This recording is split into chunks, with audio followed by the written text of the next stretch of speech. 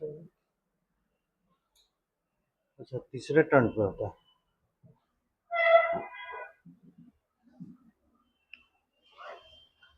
कल का याद कीजिए, हम लोग दो डायग्राम ड्रॉ किए थे, क्लोरोप्लास्ट, माइटोकॉन्ड्रिया। स्ट्रक्चर वाइज हम लोग देखे थे और बोले थे कि आप लोग अपने से डिफरेंशिएट कर लीजिएगा, उसमें सिमिलरिटी क्या है, डिफरेंसेस क्या है स्ट्रक्चर वाइज। अब देखिए, एक तरफ हम लोग करते हैं एट्रीब्यूट्स, ठीक है, और इधर माइटोकॉन्ड्रिया, इधर क्लोरोप्लास्ट।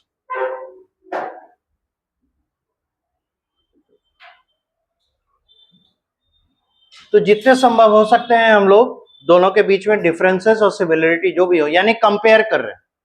अगर एक्टिविटी सिमिलर है तो वो भी, एक्टिविटीज अगर डिफरेंट है वो भी। Number 1, present in. तो माइटोकॉन्ड्रिया किसमें होगा, प्लांट सेल्स, एनिमल सेल्स, ये तो हम लोग बचपन से जानते हैं। ये केवल प्लांट सेल्स।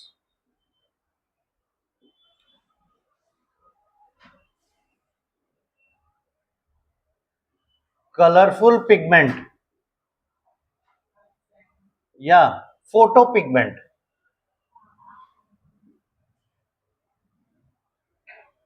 माइटोकॉन्ड्रिया में एब्सेंट, इसमें फाउंड प्रेजेंट। और कौन कौन है, ऑर्गेनाइज्ड इन ए कॉम्प्लेक्स, जिसे कहते हैं लाइट हार्वेस्टिंग कॉम्प्लेक्स। आर जो कलरफुल मॉलिक्यूल्स है या फोटोपिगमेंट्स है, like chlorophyll B, xanthophyll, carotenoids, ये हैं एंटेना मॉलिक्यूल्स की श्रेणी के, या इन्हीं को एसेसरी मॉलिक्यूल्स कहा जा रहा है, ठीक है। एंड क्लोरोफिल ए, और वो भी है दो टाइप के, 680 नैनोमीटर एब्जॉर्प्शन मैक्सिमा, और ये है 700 नैनोमीटर एब्जॉर्प्शन मैक्सिमा। इतनी जानकारी हम लोग दे सकते हैं ना। याद कीजिए, फोटोसिंथेसिस हम लोग पढ़ चुके हैं। तो फोटोसिंथेसिस में जहां लाइट रिएक्शन होता है, उसका जो प्लेट जैसा स्ट्रक्चर था वो क्या था, थाइलाकॉइड का मेम्ब्रेन। और थाइलाकॉइड के मेम्ब्रेन में लाइट हार्वेस्टिंग कॉम्प्लेक्सेस होते थे, जिसके दो हिस्से थे, एक था एंटेना कॉम्प्लेक्स और एक था रिएक्शन सेंटर। रिएक्शन सेंटर के प्रॉपर्टी के ऊपर उसका टाइप डिपेंड करता था। तो अगर LHC2 है तो उसमें 680 नैनोमीटर एब्जॉर्प्शन मैक्सिमा वाला क्लोरोफिल ए होगा। यानी क्लोरोफिल ए का एक टाइप हो गया कि ये इसी वेवलेंथ ऑफ लाइट में मैक्सिमम ऑब्जर्प्शन शो करता है। तो जब इससे होके लाइट गुजरेगा तो 680 नैनोमीटर या तो एब्सेंट ही मिलेगा या बहुत कम आपको दिखाई देगा, बाकी सारे दिखाई देंगे, लेकिन ये सबसे कम दिखाई देगा। क्यों? क्योंकि ये इसी वेवलेंथ ऑफ लाइट को एब्जॉर्ब कर रहा है। नहीं, जैसे मान लीजिए आपको 5 रुपए के सिक्के का जरूरत है, और 1 रुपया, 2 रुपया, 5 रुपया, 10 रुपया, 20 रुपया, सब सिक्का आपके तरफ उछल दिया गया। तो आप अगर क्लोरोफिल ए मॉलिक्यूल है और ये जो सभी सिक्के हैं ये वेवलेंथ ऑफ लाइट है, आपको किसकी जरूरत थी, कॉइन ऑफ 5 रुपीज। तो आप कीजिएगा, आप क्या कीजिएगा, जितना आपके तरफ आया उसमें से 5 रुपया चुन लीजिएगा, बाकी को लालची होंगे तो एक आध और रख लेंगे, नहीं तो 5 रुपया तो रखेंगे ही, है कि नहीं। तो आपसे बचा जो अब आपको 2 सेकंड का टाइम दिया गया था, 2 सेकंड में जितना चुनिएगा, तो आप किसको पहले चुनिएगा? 5 रुपए वाला। उसके बाद एक आध और मिल गया तो अच्छी बात है। तो आप जब हटिएगा, सामने दूसरा जो आएगा उसको क्या दिखाई देगा? अरे इसमें सबसे कम कौन है? 5 का सिक्का, एक आध और मिसिंग है। ठीक उसी तरीके से क्लोरोफिल ए के सोल्यूशन से जब लाइट पास करेगा, तो पास करके आने वाले लाइट का जब एनालिसिस करेंगे, स्पेक्ट्रम एनालिसिस करेंगे, तो उसमें पाएंगे क्या? 680 नैनोमीटर का लाइट मिनिमम है। क्यों? क्योंकि इसी ने रोक लिया। जैसे 5 का सिक्का आपने छीन लिया, उसी तरह इसने 680 का लाइट खींच लिया। तो ये जो पैटर्न आपको मिलेगा अब इसके सॉल्यूशन से पास होने के बाद, that is called absorption maximum. ठीक है?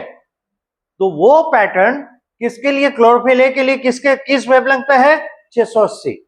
और दूसरा वाला जो है, दूसरा टाइप का, वो 700 नैनोमीटर पे ये काम करता है।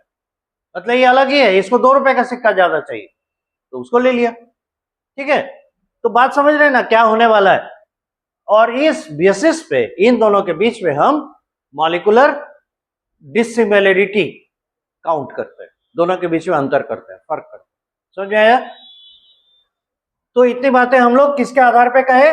कलरफुल पिगमेंट या फोटो पिगमेंट, जो कि फोटोसिंथेसिस में स्टेपिंग स्टोन है, पहला कदम बढ़ाता है। नंबर 3,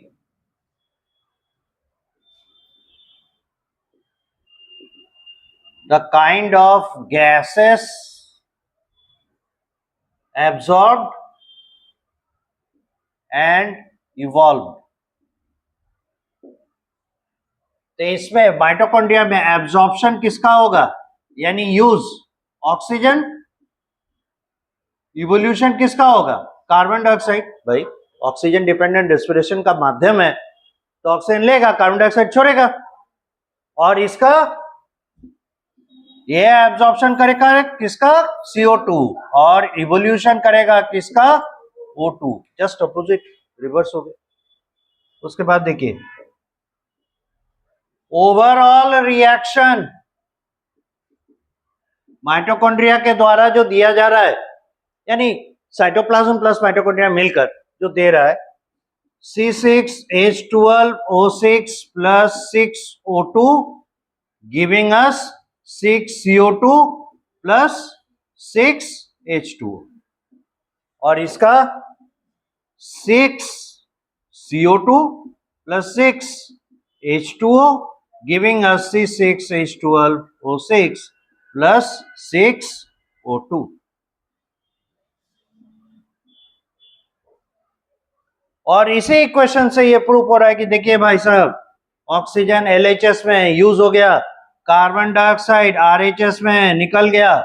यहां देखिए कार्बन डाइऑक्साइड LHS में यूज हो गया, ऑक्सीजन निकल गया। Number 5, ATP production and purpose. Yes, ATP production तो होता ही है, पर्पस क्या है? For supplying it to the cell itself for keeping self alive।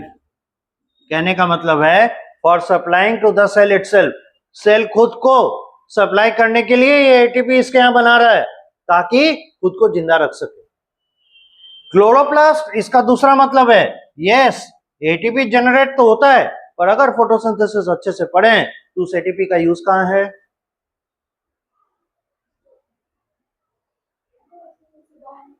एक मॉलिक्यूल कार्बन डाइऑक्साइड के फिक्सेशन में कितना एटीपी खर्चा हो रहा था? 3।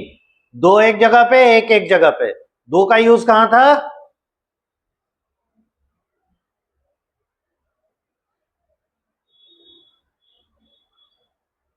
बहुत अच्छा,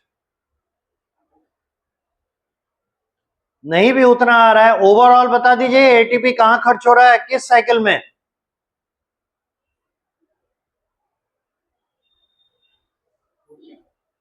अब बढ़ेंगे ही नहीं जब तक आप बोलिएगा। C3 साइकिल, C3 साइकिल किसका हिस्सा है? डार्क रिएक्शन, डार्क रिएक्शन बोलिए ना सीधे। Yes, and for dark reaction, ताकि कार्बन डाइऑक्साइड को रिड्यूस कर सके और RuBP को रीजनरेट कर सके। भूल गए? Number 6, NADPH2 production and use. इसमें होता है क्या? नो। NADPH2 का प्रोडक्शन माइटोकॉन्ड्रिया में होता है? नहीं। इसमें होता है, yes, and for reducing the first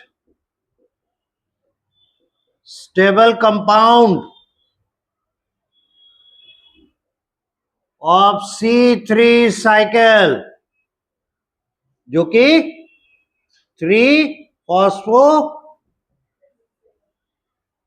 glyceric acid है, उसको रिड्यूस करके 3-फॉस्फोग्लिसरल्डिहाइड PgAl, 3-PgAl बनाने के लिए वहां पे NADPH2 का यूज है। इसमें प्रोड्यूस ही नहीं होता है, यूज का तो सवाल ही नहीं उठता। इसी में एक और कर ले, NADH2 प्रोडक्शन एंड यूज, ये करता है, यस, NADH2 का होता है ना, और किस लिए? एक और है NADH2 एंड FADH2, किस लिए? Yes, in Krebs cycle it is produced and used for ATP synthesis during, कब बता दीजिए तो? Electron transport system. ढेर सारा NADH2 और FADH2 बनाया, लेकिन उसको कहां पर ले जाके पटका? इलेक्ट्रॉन ट्रांसपोर्ट सिस्टम में, जिसमें कि अल्टीमेटली ऑक्सीजन पर इलेक्ट्रॉन को भेजा, तब हाइड्रोजन को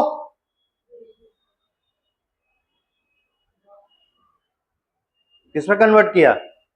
वाटर। अरे बाप रे बाप, ये क्या है? और ये कहां से आया? क्या कर रहा है ये? ऑक्सीजन क्या है?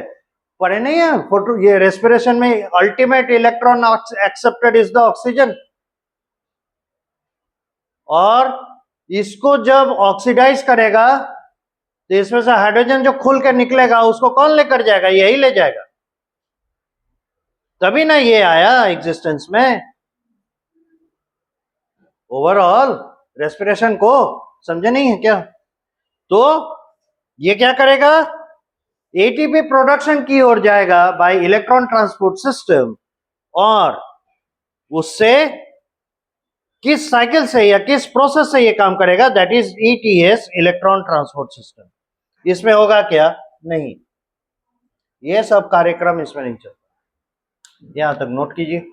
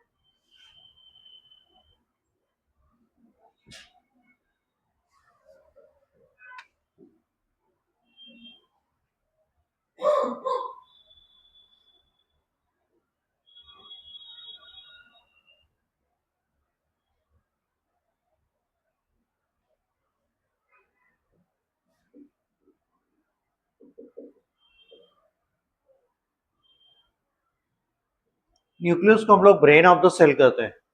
ये एक टिपिकल रिप्रेजेंटेटिव स्ट्रक्चर है, एग्जैक्ट नहीं है, इसी तरह का होता है।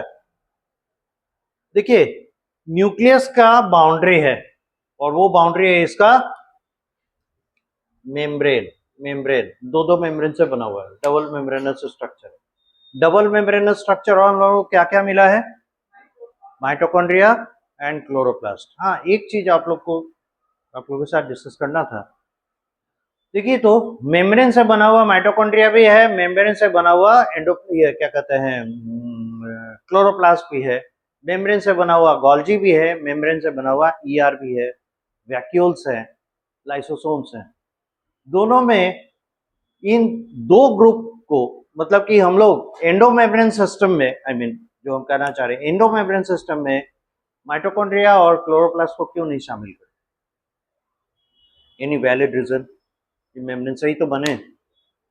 और ये भी तय बात है कि अगर इन्हें प्रोटीन्स का या लिपिड का जरूरत होगा तो it will be supplying that, cell का साइटोप्लाज्म ही उसे सप्लाई करेगा ये सारी चीजें। तो फिर ऐसा क्यों उसे एंडोमेम्ब्रेन सिस्टम का हिस्सा नहीं मानते? कभी सोचें?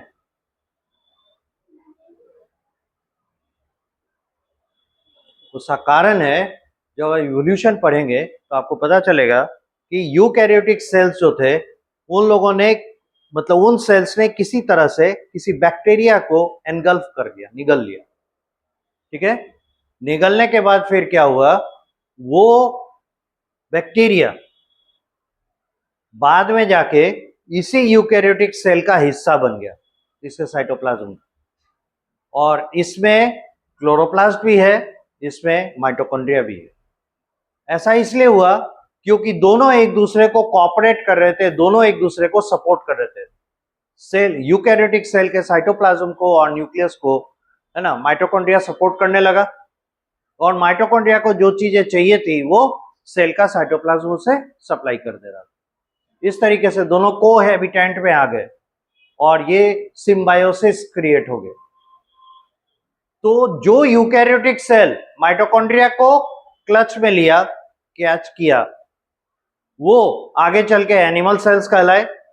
और जिन यूकैरियोटिक सेल्स ने माइटोकॉन्ड्रिया को क्लच में लिया, बाद में इसको क्लोरोप्लास्ट को भी क्लच में ले लिया, वो कहलाए प्लांट सेल्स।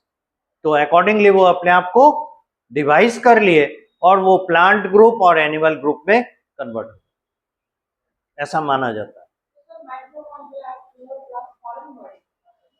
हाँ, फॉरेन पार्टिकल्स थे, मतलब फॉरेन ऑर्गेनिजम्स थे जिन्हें यूकैरियोटिक सेल्स ने इंटरनलाइज करके अपना हिस्सा बना लिया, और इसीलिए इन्हें एंडोसिम्बायोन्ट कहा जाता है, सेल के अंदर रहने वाले, सिम्बायोसिस करने वाले स्ट्रक्चर्स।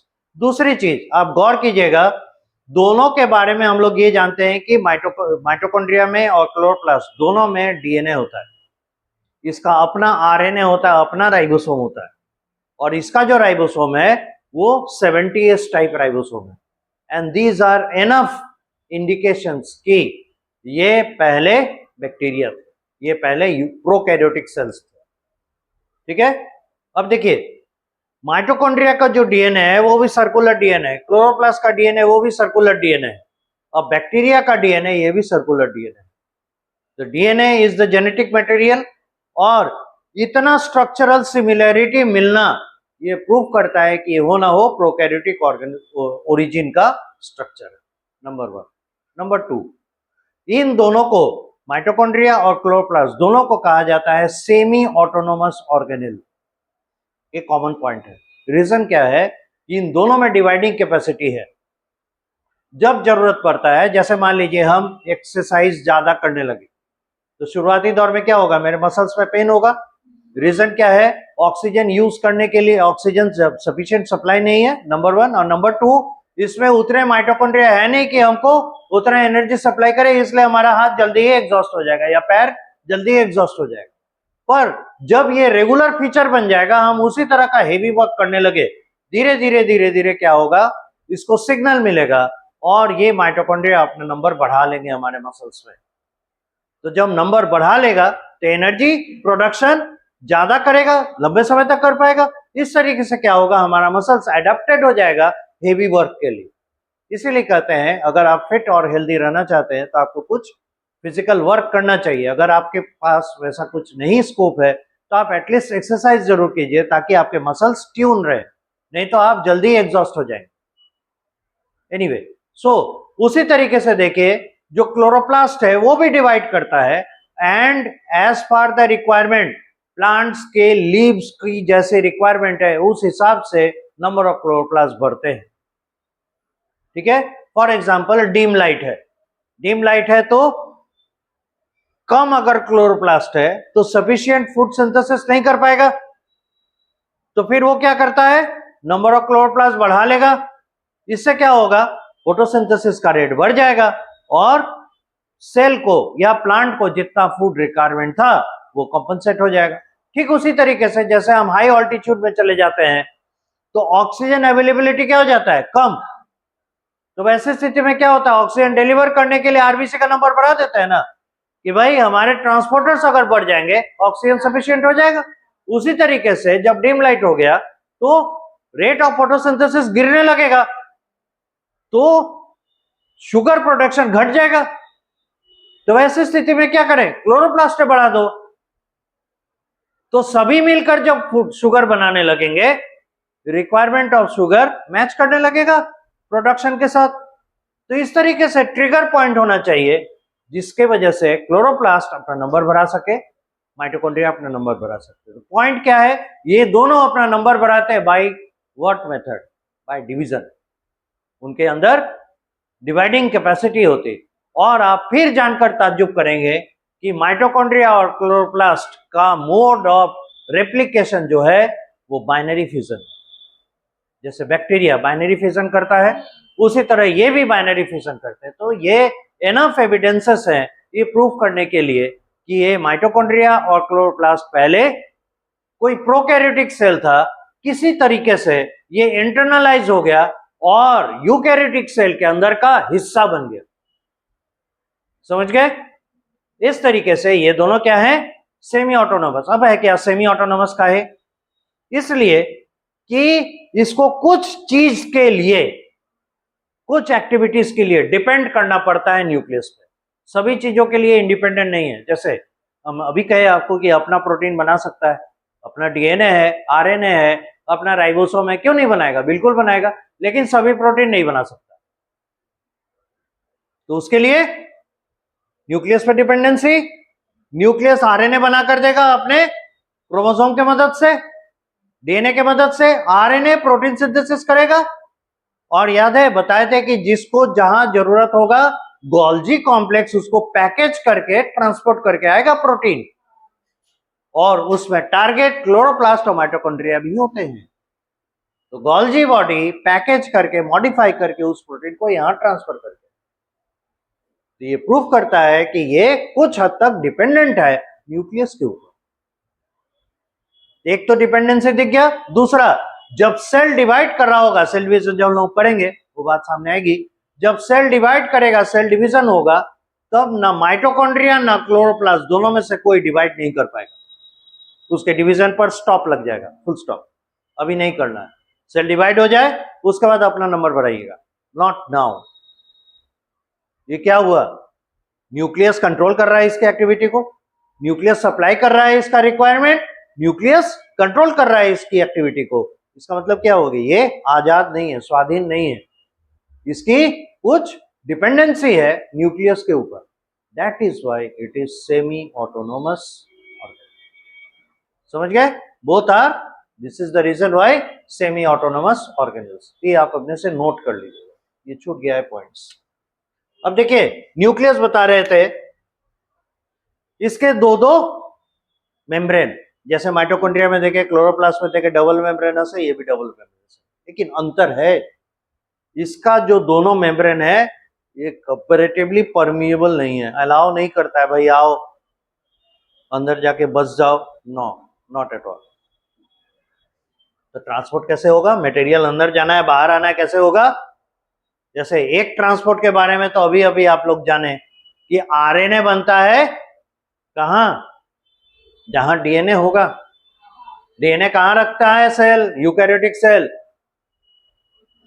न्यूक्लियस में, ठीक है ना? तो आरएनए भी बनेगा कहां? न्यूक्लियस में। तो आरएनए को न्यूक्लियस में बना के इसका काम कहां है, जरूरत कहां है? साइटोप्लाज्म में। भाई प्रोटीन सिंथेसिस करना है तो उसे भेजना होगा साइटोप्लाज्म में, यानी ट्रांसपोर्ट तो हो रहा है और आरएनए का ट्रांसपोर्ट हो रहा है। और आप ये भी देख रहे हैं कि इसका दोनों मेम्ब्रेन आउटर इनर ट्रांसपोर्टेबल नहीं, परमिएबल नहीं है, अलाउ नहीं करता। फिर कहां से आ रहा है? ये देख रहे हैं बीच बीच में गैप छोड़ा हुआ है, और इसके लिए एक टर्म है एनपीसी, यानी न्यूक्लियर पोर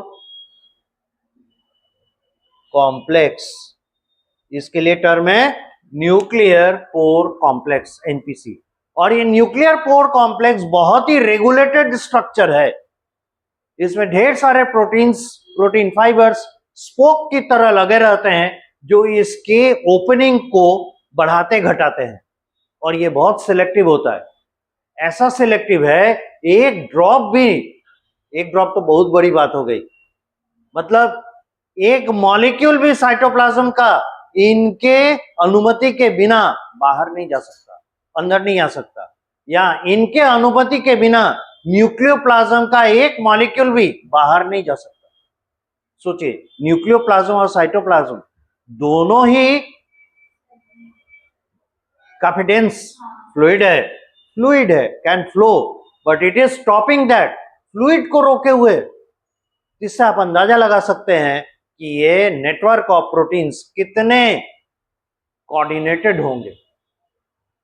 मतलब आप ऐसे समझिए, प्रोटीन फाइबर्स है ना, प्रोटीन फाइबर धागा हो गया, धागा पानी जैसे पदार्थ को रोके हुए, या धागे के सहारे आप चाशनी को रोक दिए। चाशनी समझ रहे हैं ना, जैसे हम लोग कोई मीठा बनाते हैं उसमें गाढ़ा जो स्वीट लिक्विड बनाते हैं, दैट इज चाशनी। उसको हम लोग गिराते हैं जैसे, तो देखिएगा बहुत धीरे धीरे गिरता है because of its high density. तो आपको लगता है कि किसी धागे से आप इस चाशनी को रोक सकते हैं, पर ये सोचिए यहाँ पे वो मटेरियल है, वैसे प्रोटीन है जो इस चाशनी जैसे मटेरियल को भी फ्लो करने से रोक लेता।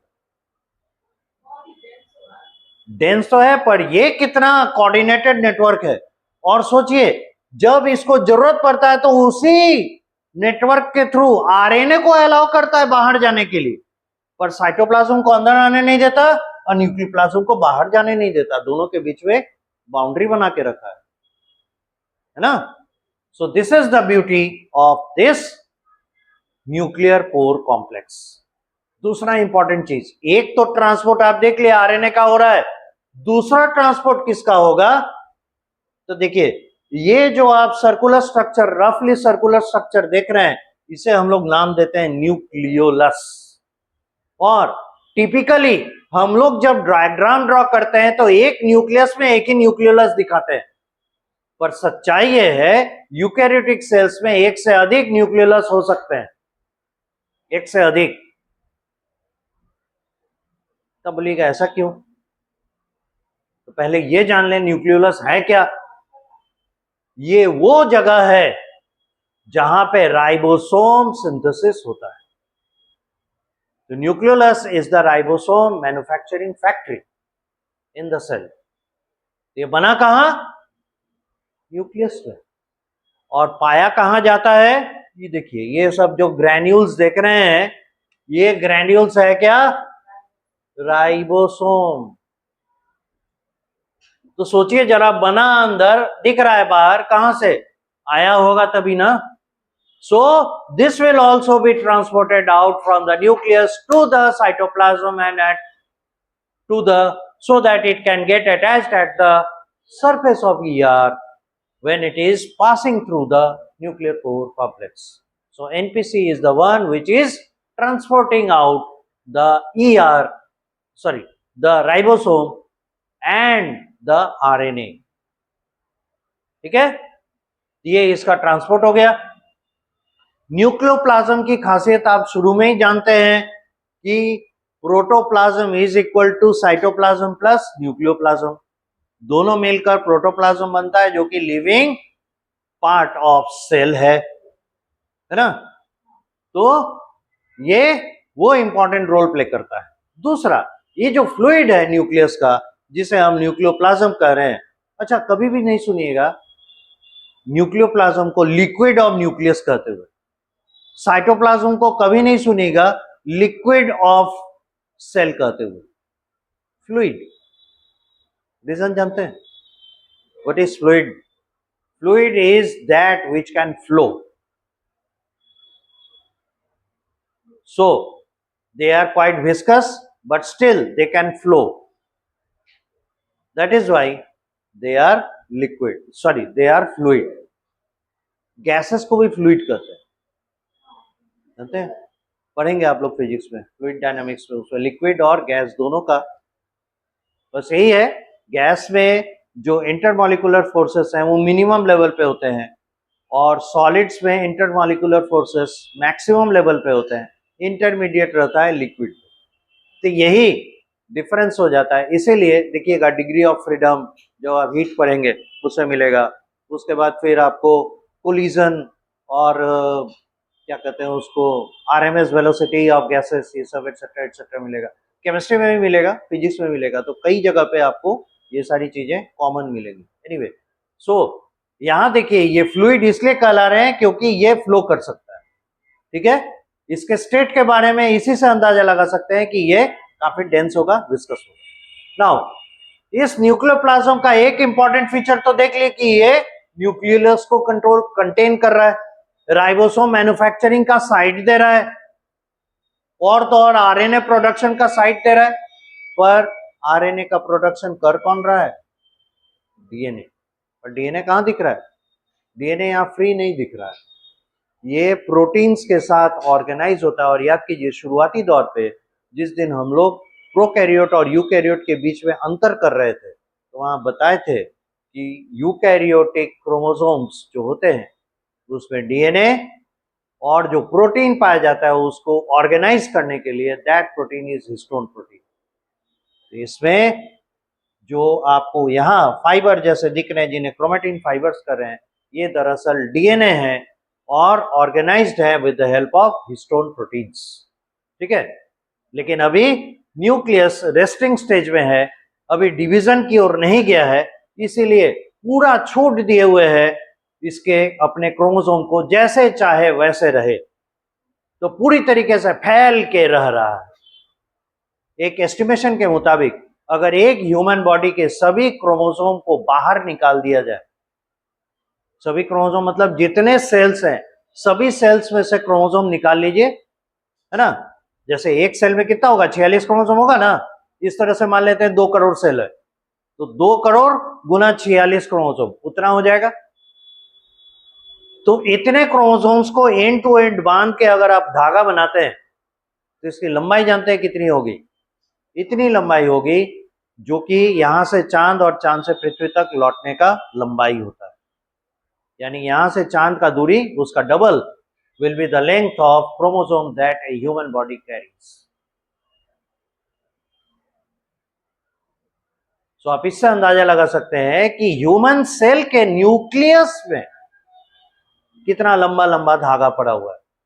पर मजेदार बात है वो ऐसे ऑर्गेनाइज है कि दिखाई तक नहीं देता, और उन्हें आप तब देख सकते हैं, वो भी झुंड में गट्ठर बांधा हुआ, तब देख सकते हैं जब ये सेल डिवीजन की ओर जाएगा। सेल डिवीजन की इलेक्ट्रॉन माइक्रोस्कोप से दिखेगा, लाइट माइक्रोस्कोप से नहीं दिखेगा। यानी लाइट माइक्रोस्कोप से जो हम किसी चीज को मैग्नीफाई करते हैं, बड़ा करके देखते हैं, तो उसका कैपेसिटी है 1000 टाइम्स ओवरऑल। तो 1000 गुना बड़ा करके जब देखेंगे तब भी आपको ये नहीं दिखाई पड़ेगा। तो इन्हें बड़ा करके देखने के लिए आपको कम से कम 1,00,000 गुना 100,000 टाइम्स उसको मैग्नीफाई करना होगा, तब जाके उस रेंज में आएंगे और तब जाके आप डीएनए को देख सकते हैं। तो इलेक्ट्रॉन माइक्रोस्कोप के साथ एक प्रॉब्लम है, वो तो टॉपिक हटा दिया गया है। इलेक्ट्रॉन माइक्रोस्कोपी में खास बात क्या है कि उसमें आपको वाटर हटा के काम करना है, बिकॉज उसमें जो रे बीम यूज होता है, जैसे लाइट माइक्रोस्कोप में कौन सा रे यूज होता है, कौन सा wave? Light wave. Electron microscope का नाम क्यों पड़ा ऐसा? क्योंकि इसमें जो वेव यूज होता है वो है इलेक्ट्रॉन बीम। इलेक्ट्रॉन फ्लो कर रहा है, उसको एज ए बीम यूज कर रहे हैं, उसको एज ए वेव यूज कर रहे हैं। और आप जानते होंगे फ्लो ऑफ इलेक्ट्रॉन क्या कहलाता है? करंट। तो उसका अपना मैग्नेटिक फील्ड होगा। वाटर डायमैग्नेटिक है, पैरामैग्नेटिक है? अरे पोलर मॉलिक्यूल का मैग्नेटिज्म होगा ही होगा। पैरामैग्नेटिक है तो उसका भी अपना मैग्नेटिक फील्ड है, और फ्लोइंग इलेक्ट्रॉन का अपना मैग्नेटिक फील्ड है। दोनों एक दूसरे से इंटरैक्ट करेगा तो इमेज वन में नहीं करेगा, जाना कहीं और है इलेक्ट्रॉन को, चला जाएगा कहीं और, इमेज नहीं बनेगा। इसलिए आपको क्या करना होगा? डी वाटर करना पड़ता है, वाटर हटाना पड़ता है। तो आप सोचिए, आप सेल के इंटीरियर को देखने जा रहे हैं और वाटर हटा दे रहे हैं, और वो सेल 80% वाटर लेके बैठा हुआ है, सेल का क्या हाल होगा? डिहाइड्रेट हो गया तो सेल मर जाएगा। इसलिए लिविंग स्टेट में आप कभी भी सेल को इलेक्ट्रॉन माइक्रोस्कोप से नहीं देख सकते। बात समझ में आ गई? This is the reason why हम लोग इलेक्ट्रॉन माइक्रोस्कोपी करके जो इमेज देखते हैं वो डेड सेल के उन स्ट्रक्चर्स का इमेज देखते हैं। लिविंग कंडीशन में देखने के लिए हम लोग को दूसरे मेथड्स अप्लाई करने पड़ते हैं। फेस कंट्रास्ट माइक्रोस्कोप, माइक्रोस्कोपी बहुत डेवलप कर गया। ल्यूवेनहॉक के जमाने में था वो कंपाउंड माइक्रोस्कोप लाइट वाला, आज के डेट में इलेक्ट्रॉन माइक्रोस्कोप मतलब बहुत एडवांस स्टेज में है, बहुत ही एडवांस। इवन लाइट माइक्रोस्कोप भी एक से एक टेक्निक है, उससे हम लोग उसको यूज करते हैं, कलर करके फ्लोरेसेंट मॉलिक्यूल से टैग करके, है ना, सेल के इंटीरियर को लिविंग कंडीशन में हम देखते हैं। फेस कंट्रास्ट आप जानते होंगे इसके बारे में, क्या कहते हैं, ट्रांसपेरेंट और एक होता है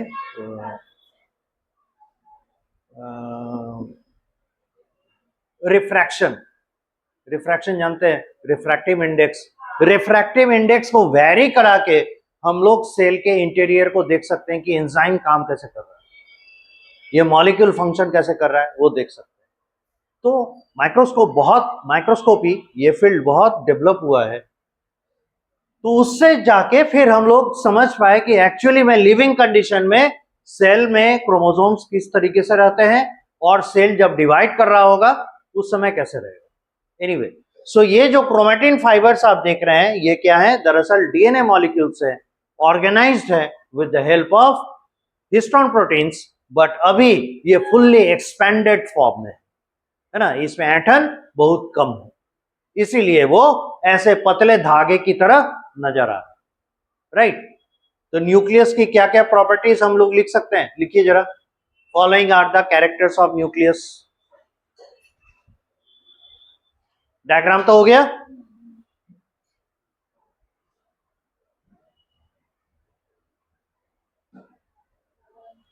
following are the characters of nucleus. Number 1, it is a double membranous structure.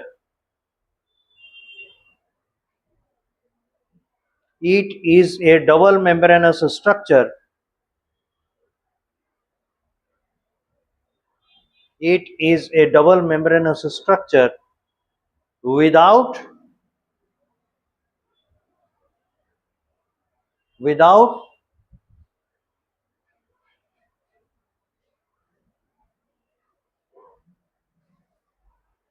scope of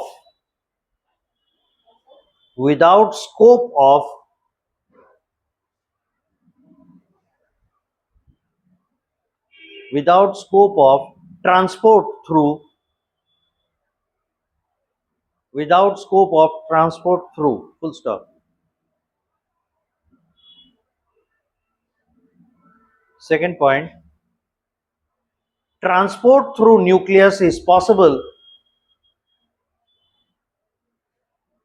Transport through nucleus is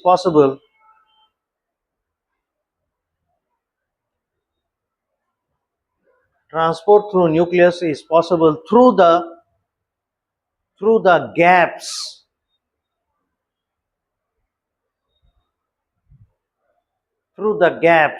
between the membranes. Through the gaps between the membranes, apostrophe s, membranes continuity.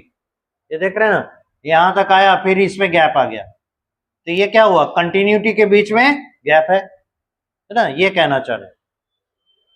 Membranes continuity, gap between the membranes continuity, full stop. This discontinued part, इसे में लिखिएगा, this discontinued part, this discontinued part forms a pore like structure, forms a pore like structure called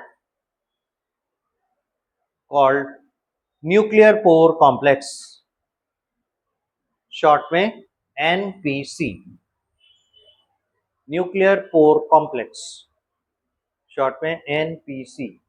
Next point, inside the nuclear boundary,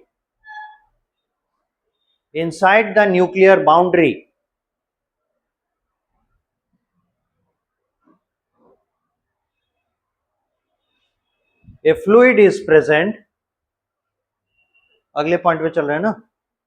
Inside the nuclear boundary, a fluid is present called nucleoplasm.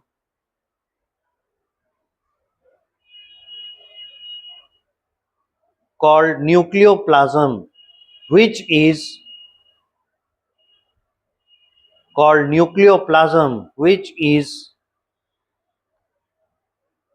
a part of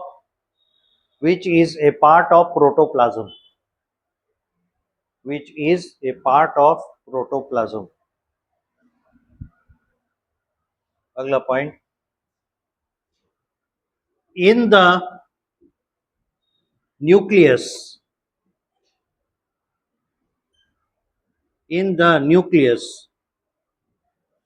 solidified structures are found.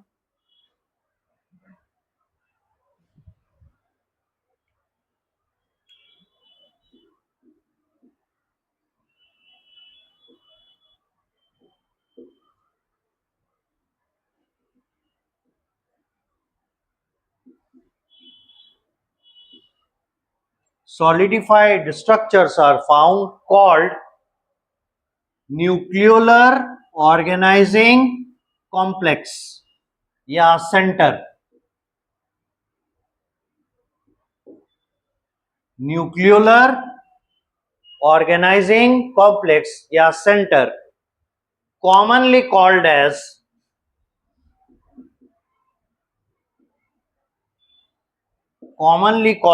nucleolus.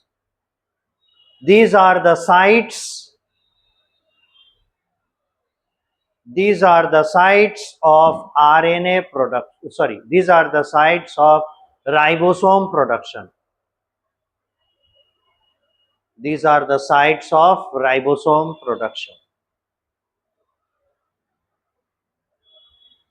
Next point, in the nucleoplasm,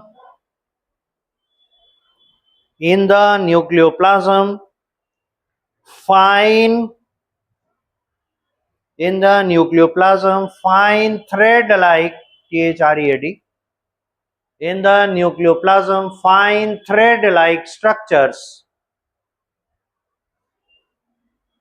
thread-like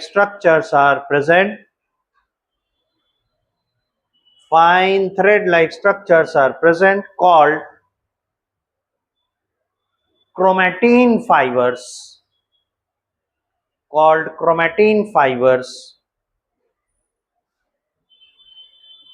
Composed of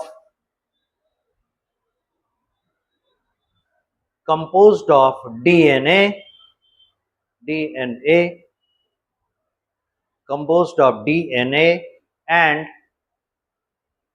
and proteins,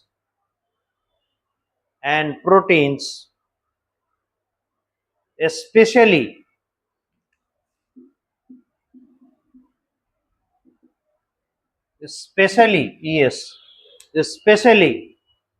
histone proteins. Specially histone proteins, full stop. इसी में लिखिएगा under resting stage, under resting stage of nucleus, under resting stage of nucleus, the DNA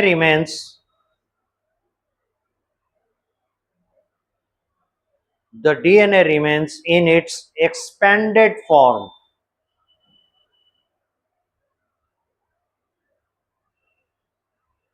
DNA remains in its expanded form. This is chromatin fiber.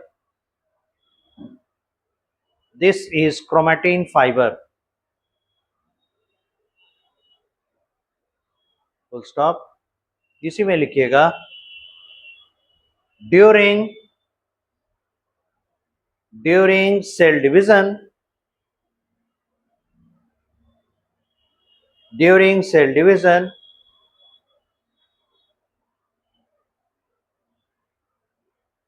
the DNA, during cell division, the DNA becomes highly condensed. बहुत ज्यादा गाढ़ा हो जाता है, highly condensed. The DNA becomes highly condensed and becomes observable under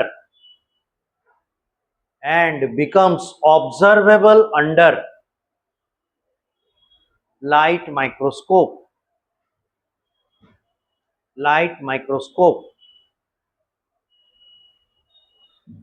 This state of DNA is called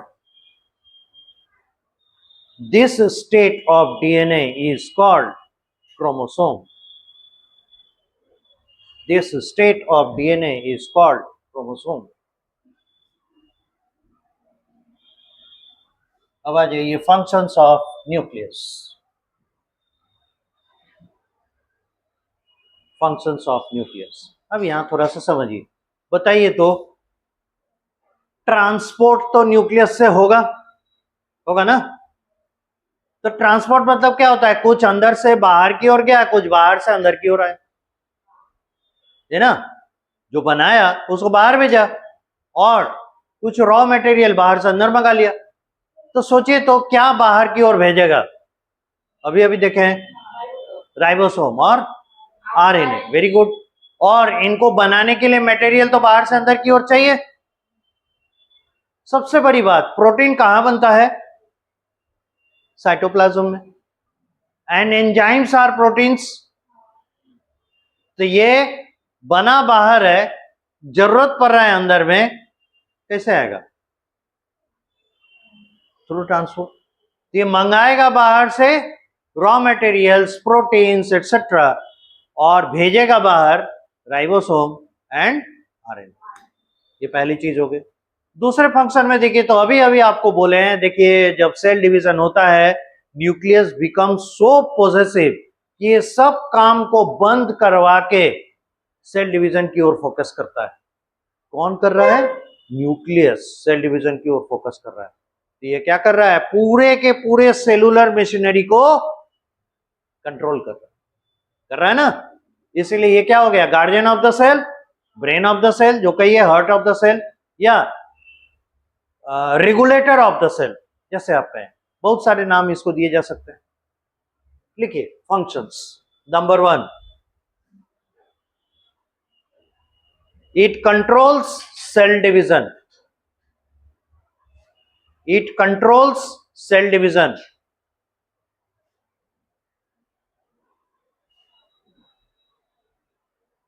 Second point, it gives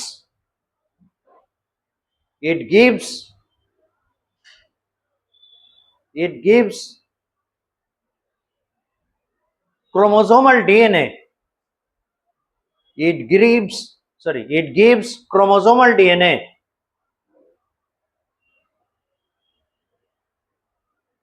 protected location to stay.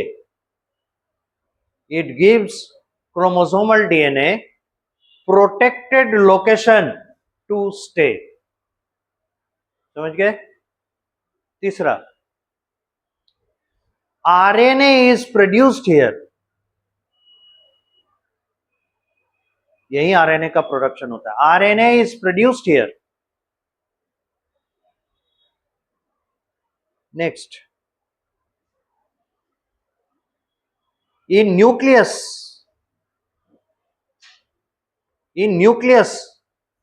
DNA replication takes place. In nucleus, DNA replication takes place.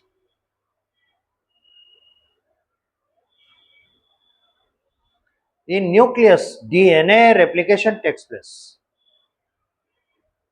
अगला part, ribosomes are manufactured.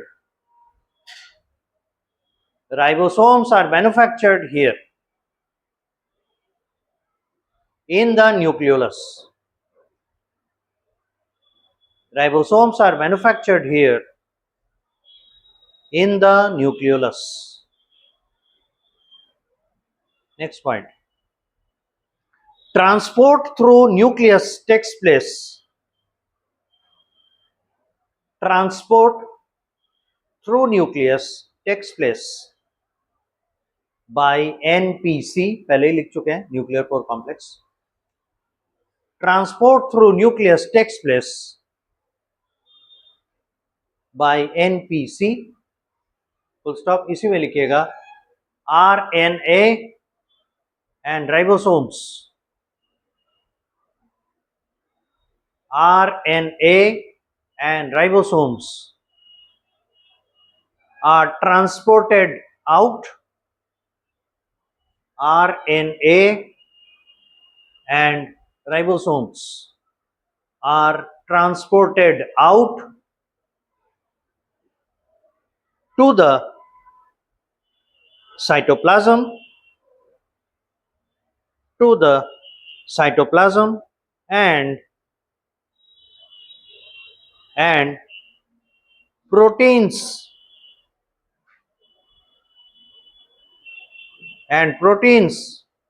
and other raw materials. Proteins and other raw materials are imported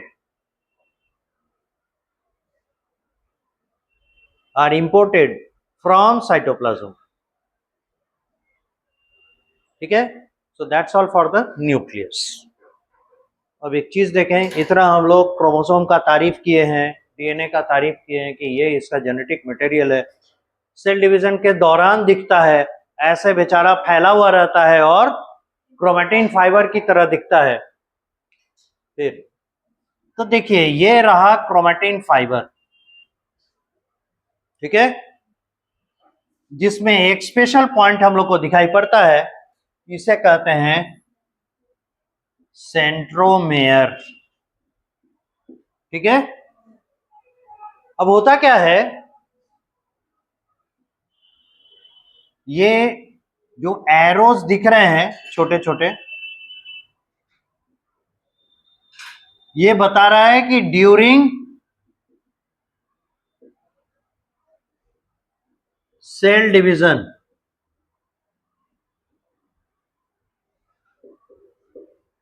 DNA doubling takes place. DNA double हो जाता है. तो आपको क्या लगता है, जैसे हम लोग कहते हैं ना पैसा डबल हो गया, उसी तरह से डीएनए डबल हो गया. It is at simple as it seems to be. But ऐसा नहीं है, थोड़ा सा कॉम्प्लेक्स है. पैसा डबल हो गया मतलब क्या है, मान लेते हैं मेरे पास एक गड्डी नोट का रखा हुआ है, डबल हो गया तो भाई 2 गड्डी नोट है. ये बोलता है क्या, नहीं, आपके पास अगर एक गड्डी क्रोमेटिन फाइबर है तो डीएनए डुप्लीकेशन के बाद वो एक ही गड्डी क्रोमेटिन फाइबर रहेगा, लेकिन इसमें फाइबर की संख्या 2 हो जाएगी. ये इकट्ठे रहेंगे, यानी गड्डी की संख्या बदलेगी नहीं. that bunch will be one, same, but the content of that bunch would be double. तो ये कैसा दिखाई देगा, देखिए तो हम लोग एक दिखाने की कोशिश करें ताकि हम लोग समझें। ये पहले से था और ये भाई साहब नए नए आए हैं, नया डीएनए बना, ऐसे हम लोग समझे। तो नाउ दीज आर क्रोमेटिड्स। अब ये दोनों एक ही क्रोमोसोम के क्रोमेटिड कहे जाएंगे, ठीक है। ये क्रोमेटिन फाइबर एक ही क्रोमोसोम का कहलाएगा। ये वही क्रोमोसोम है जिसका कि अब धागे दो हो गए हैं ड्यू टू डीएनए डुप्लीकेशन या डबलिंग, ठीक है। अब इसके बाद क्या होगा, ये बोल रहा है कि हम बहुत फैले हुए हैं और ना सेल डिवीजन के दौरान दिक्कत हो जाएगा, टूट फूट सकता है। तो कहता है ठीक है, उमेट के इसको समेट के एक जगह रखो। तो कैसे समेटेगा, तो बोलता है ये फैला हुआ है ना, इसको यहां ले आइए, इसको यहां ले आइए, इसको मोड़कर यहां लाइए, इसको मोड़कर यहां लाइए। तो लग रहा है ये फ्लावर पेटल लाइक स्ट्रक्चर बनना है, फूल की पंखुड़ी जैसा। तो दिखाई कैसे देने लगेगा, देखिए तो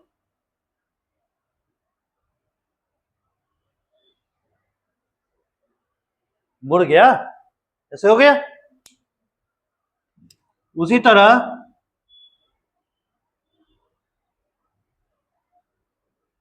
मुड़ गया। तो ये बात क्या है, यहां से यहां तक कंटिन्यू था, इसका ये बेंडिंग होके ये वाला एंड यहां के टिका और बेंडिंग होके ये वाला एंड यहां के टिका। तो ये चीज इसके साथ भी तो होगा, इसलिए ये अब इस स्टेट में दिखाई पड़ रहा है, ठीक है। इस बेंडिंग के दौरान कई बार होता है क्या,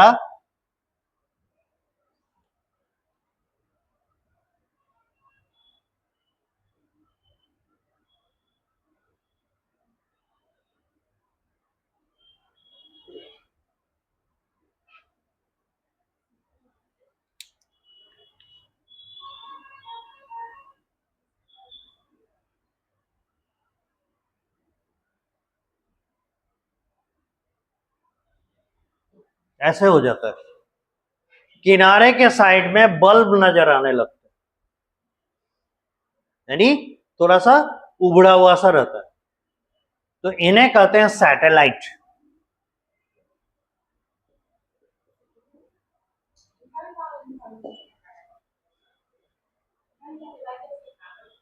क्या चीज, सैटेलाइट, ये वो वाला नहीं है, जैसे सैटेलाइट डीएनए कहते हैं। थोड़ा सा पिंच ऑफ होके है इसी का हिस्सा, लेकिन थोड़ा सा अलग दिख रहा है, ठीक है। और ये इसका सेंट्रोमियर।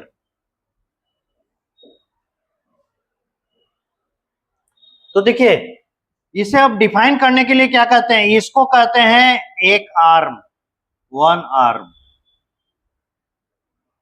और इसको अनदर आर्म।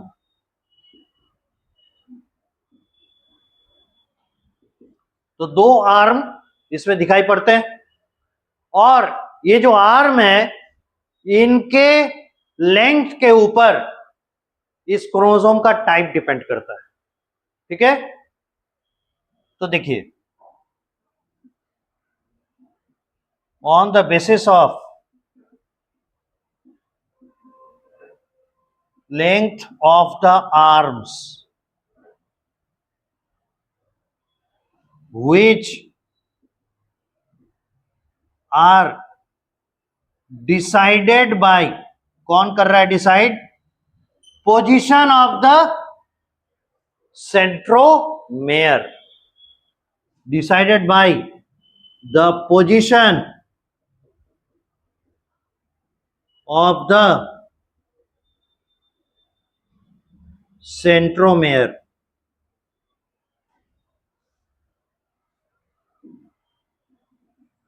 मेटासेंट्रिक, सब मेटासेंट्रिक,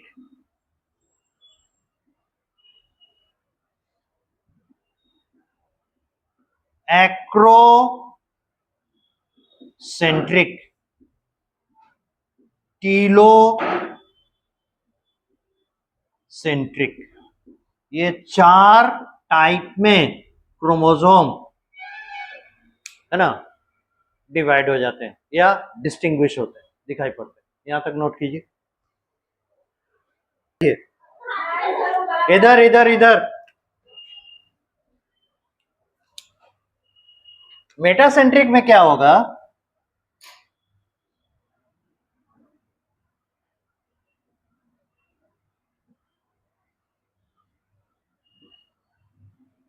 ये वाला आर्म और ये वाला आर्म, मान लेते हैं इसको एक्स और इसको वाई कर दिया, तो एक्स का ऑलमोस्ट लंबाई वाई के बराबर होगा।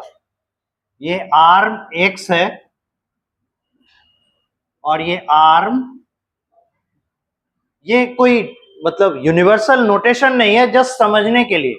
यहां देखिए भाई, X almost equal to Y, ये हो जाएगा मेटासेंट्रिक। और सब मेटासेंट्रिक में क्या होगा, थोड़ा सा खिसक जाएगा, मतलब थोड़ा सा फेवर कर दिया, एक को थोड़ा सा बड़ा, दूसरे को थोड़ा सा छोटा कर दिया।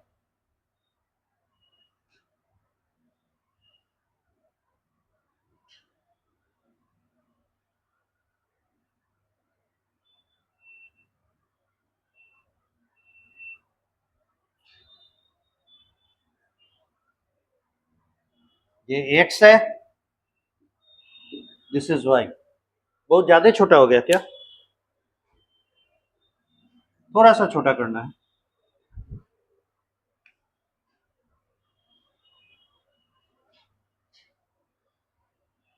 अब ठीक है, तो X is greater than Y, ये हो गया सब मेटासेंट्रिक। अब ये जो है ना काफी ज्यादा इधर खिसक गया, तो एक्स बहुत बड़ा हो गया, वाई बहुत छोटा हो गया, या वाई बहुत बड़ा हो गया, एक्स बहुत छोटा हो गया।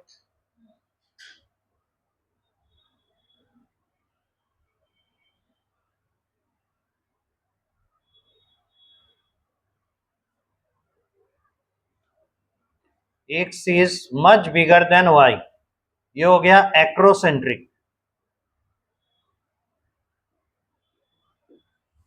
और टेलोसेंट्रिक हो गया ऑलमोस्ट एक आर्म जो है दिख ही नहीं रहा,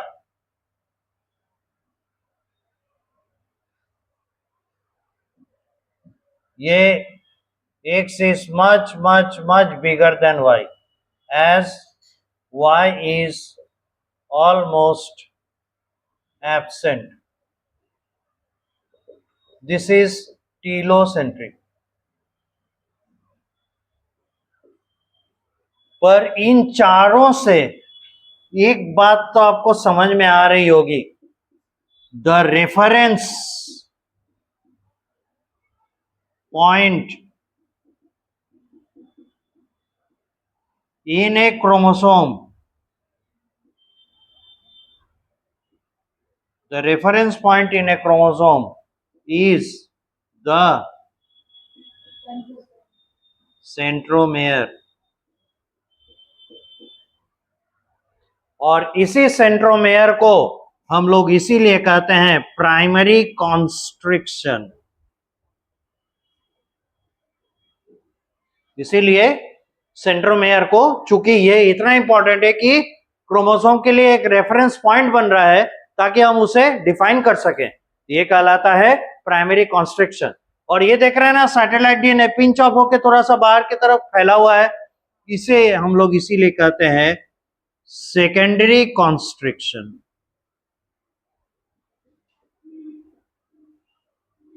इसीलिए इसे कहा जाता है सेकेंडरी कॉन्स्ट्रिक्शन। वो हो गया प्राइमरी, ये हो गया सेकेंडरी, ठीक है। फिर क्या होता है, यहां तक कीजिए, फिर एक सेंटेंस है और एक चीज जोड़ ही लीजिए यहां कि the primary constriction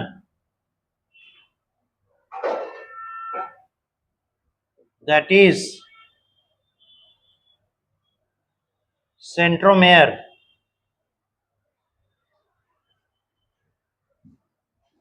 is the site of attachment of a plate like protein front and back to help join the spindle fiber during chromosome distribution into daughter cells during cell division. मतलब समझिए, कहता है क्या, centromere वो जगह है जहां आगे की तरफ, मान लीजिए दिस इज द सेंट्रोमेयर, ठीक है, ये पॉइंट जहां पे जंक्शन है वो सेंट्रोमेयर है, तो इस साइड पे ऐसे और ऐसे, इसके दोनों फेस में एक एक प्लेट प्रोटीन ऐसे आगे पीछे लगेगा, ठीक है।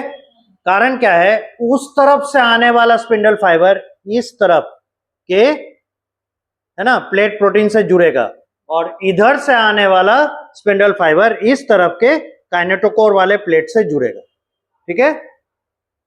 तो ये जो प्लेट है, इस प्लेट को नाम दिया जाता है काइनेटोकोर।